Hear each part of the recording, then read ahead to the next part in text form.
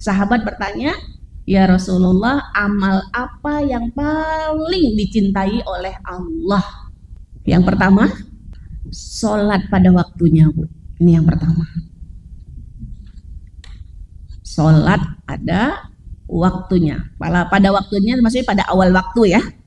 Yang kedua, birrul walidain.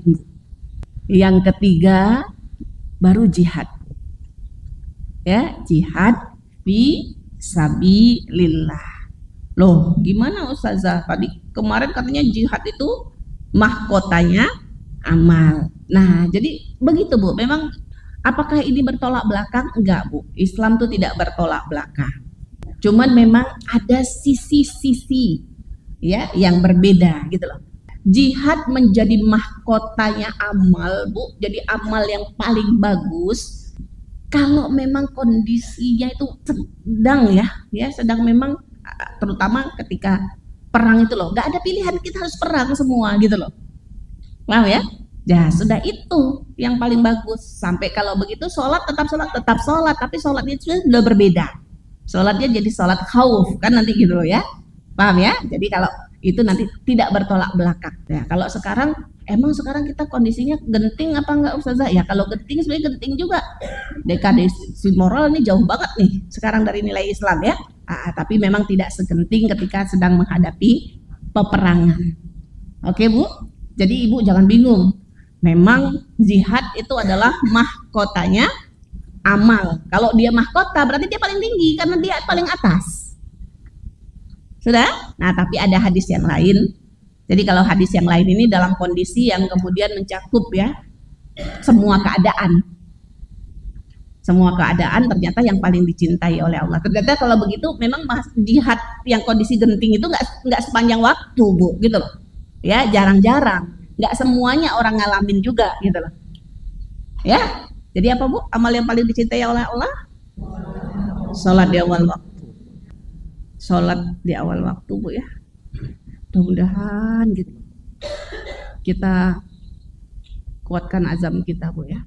Nggak ada satupun yang bisa membuat kita menunda, membuat kita tidak terhalangi gitu loh dari sholat ya di awal waktu dengan semangat. Kalau orang munafik bagaimana Bu? Wa idza qamu ila shalah qamu kusala. Orang munafik itu dia sholat Bu, bukan nggak sholat, tapi dia sholatnya males-malesan. Udah azan lagi gitu loh ya. Dulu minum dulu gitu-gitu. Nah ini saya suka Bu ya, dan mungkin saya sudah ulang berapa kali. Saya dengar ceramahnya Gus Baha. Gus Baha bilang itu maunya kita itu kalau sholat itu disergep-sergepin gitu loh. Jadi ya apa caranya kita bikin kita sergep-sergepin gitu loh. Supaya apa? Supaya nggak masuk jadi orang munafik. Mungkin kita orangnya nggak sergep, tapi untuk sholat sergep-sergepin lah gitu. Supaya nggak masuk orang munafik Bu. Karena kalau kita nggak sergep, mau sholat nggak sergep, nah itu kamu kusala, santai, males, nggak sergep, gitu kan? Kita minta sama Allah, ya. Di sini malaikat menuhin ruangan, ya. Kita minta sama Allah karena ini amal yang paling dicintai oleh Allah, ya. Kemudian birrul walidain, Bu. Ada hadis Rasulullah didatengin seseorang yang izin mau berjihad. Tahu Ibu hadisnya? Orang datang, ya, laki-laki izin sama Rasulullah mau berjihad. Dulu jihadnya perang Bu ya, dulu ya. Nggak mesti, jihad itu nggak mesti perang, tapi pada saat di awal-awal dakwah jihadnya itu perang. Ada yang pernah tahu nggak hadis nih? Apa kata Rasul kepada orang yang izin mau jihad tadi? Betul. Rasul tanya, ya, salah seorang dari kedua orang tuamu masih hidup apa tidak? Kata orang ini tadi dua-duanya masih hidup ya Rasulullah. Apa kata Rasul Bu? Pulanglah. Tidak diizinkan orang ini berjihad. Disuruh pulang saja untuk melakukan birrul walidain. Tapi jangan salah paham juga. Apa semua orang yang punya orang tua kemudian nggak boleh ikut perang? Enggak juga, karena kalau semua orang yang punya ikut perang berarti sedikit sekali yang perang kan gitu ya. Paham ya? Jadi kalau yang seperti ini nih Rasulullah itu yang tahu, Bu. Gini, Rasul itu paling tahu tentang apa ya, niteni keadaan seseorang yang paling pas buat dia gitu loh. Karena kalau semuanya ada orang tua mungkin nanti yang ikut jihad akan sedikit sekali, tapi Rasul tahu. Jadi gini, ini di luar lagi nih. Ini di luar lagi, Rasul kan pernah ditanya orang minta nasihat, kata Rasul jangan marah ke satu orang. Nanti ditanya lagi sama yang lain lagi, ya lain lagi perintah Rasul gitu loh. Jadi kalau jawaban Rasul kepada seseorang itu memang terkait dengan kekhususan, ya kekhususan spesifik sekali terhadap seseorang. Tapi gak apa-apa, ya ini tetap kita harus belajar. Artinya ketika kita membahas tentang birrul walidain, itu memang ibu-ibu yang dirahmati Allah bisa jadi ya, bisa jadi itu juga kena buat kita, bahwa untuk mendapat pahala yang paling besar ya bagi kita adalah untuk berbakti kepada orang tua, mengalahi besarnya pahala kita melakukan jihad. Jadi jangan anggap ini sesuatu yang tidak besar, gitu ya. Paham Ibu?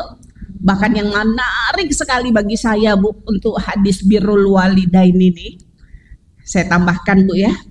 Seseorang datang kepada Rasulullah ngadu, ya Rasul, aku ini habis melakukan dosa besar. Dia bingung, ya. Kira-kira saya masih bisa taubat apa enggak ya Rasul? Tolong tunjukkan bagi saya bagaimana cara saya untuk bertobat ini. Apa masih bisa apa enggak? Apa mungkin apa tidak? Nah, sama Bu, Rasul bertanya, ibumu masih hidup apa enggak?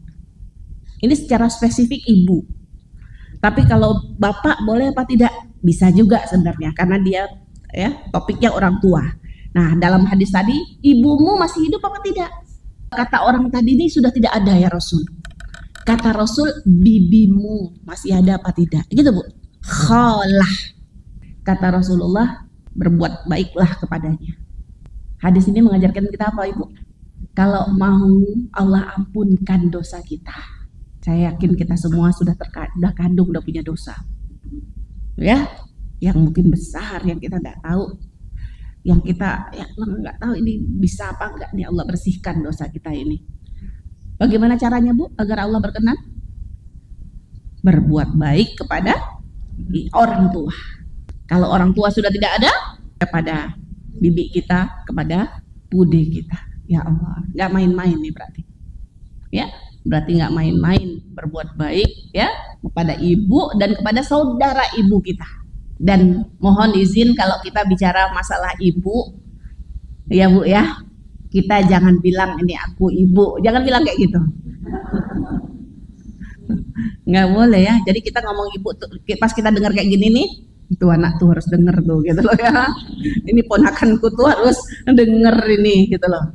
Jangan Bu, ya jangan kayak gitu. Kita adalah anak. Jadi bagaimana yang kita ingat untuk halnya ini adalah kita anak. Kalau kita bicara kita ibu, yang harus ada dalam pikiran kita apa Bu? Kok anak? Bagaimana mentarbiyah gitu Bu. Jadi kalau kita ini sebagai ibu, jangan bilang hak kita, yang kita ingat hak kita ibu.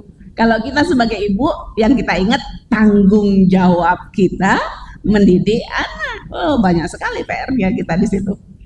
Ya.